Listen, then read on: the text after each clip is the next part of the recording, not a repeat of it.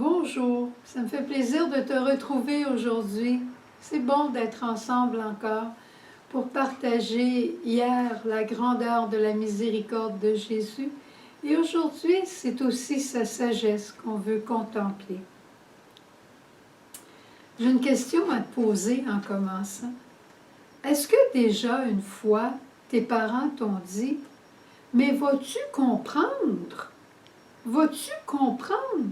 Il faut-tu que je te fasse un dessin pour que tu comprennes? » Je pense que tout le monde, on s'est fait dire ça un jour ou l'autre. Va-tu falloir que je te fasse un dessin?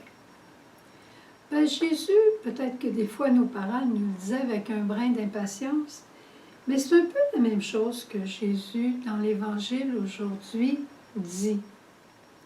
Je vais leur parler en parabole. Ils ont des yeux pour voir, des oreilles pour comprendre, mais je pense qu'ils ne comprennent pas beaucoup, puis ils ne saisissent pas beaucoup ce que mon cœur veut leur dire. Je vais leur conter des histoires. C'est extraordinaire comment on aime les histoires. Les trois évangiles de Matthieu, Luc et Marc racontent beaucoup de paraboles de Jésus. Saint Jean, je ne pense pas qu'il raconte de paraboles. Saint Jean va dire à un moment donné, « Dieu a tant aimé le monde qu'il a donné son Fils unique, afin que quiconque croit en lui ne se perde pas, mais ait la vie éternelle. » C'est un verset, un verset seulement ce que je viens de vous lire.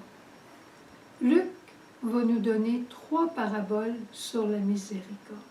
Mais ça veut dire exactement la même chose.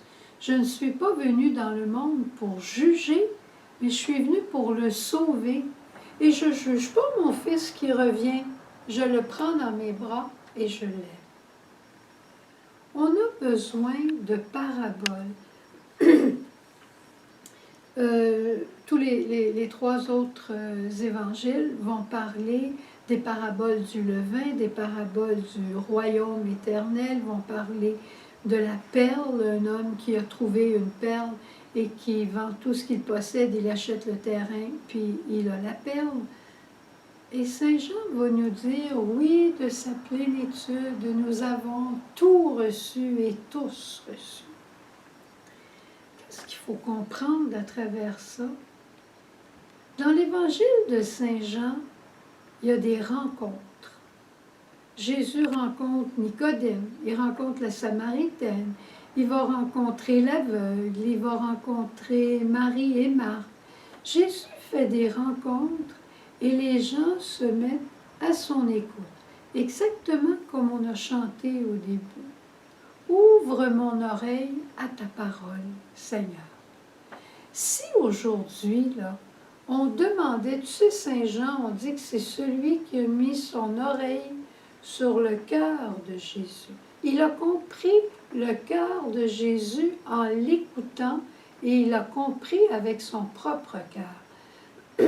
Très souvent, nous autres, on essaye de comprendre par notre tête, mais il y a 2 oreilles ici, fait que la nouvelle, elle passe des fois tout droit. Puis on l'a échappé, puis on s'en souvient plus. Mais le cœur, c'est très caché, c'est très secret. Et quand on entend un secret, on le garde dans un endroit secret, dans notre cœur, et c'est là que ça transforme notre vie. Alors, pour bien comprendre ce que Jésus veut nous dire, merveilleux Jésus qui nous a donné des paroles pour mieux comprendre quand c'est nécessaire, mais même sans paroles, on peut s'arrêter puis aller lire ce qu'il a dit de lui-même.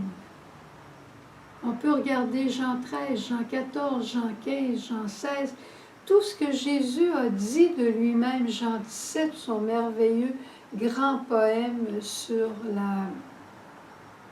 sa prière sacerdotale, son cœur de pasteur. Se mettre à l'écoute du cœur de Jésus. Si on essayait ça aujourd'hui, de lire avec notre cœur. Peut-être que le Seigneur veut nous donner un cœur nouveau pour lire avec le cœur.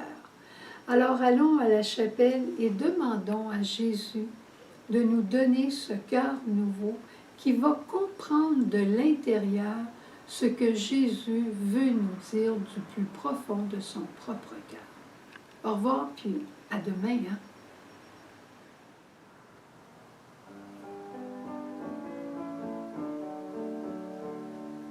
Ouvre mon oreille à ta parole, Seigneur. Tu le sais, ma tout vent aujourd'hui pour transformer ma vie. Ouvre mon oreille à ta parole, Seigneur.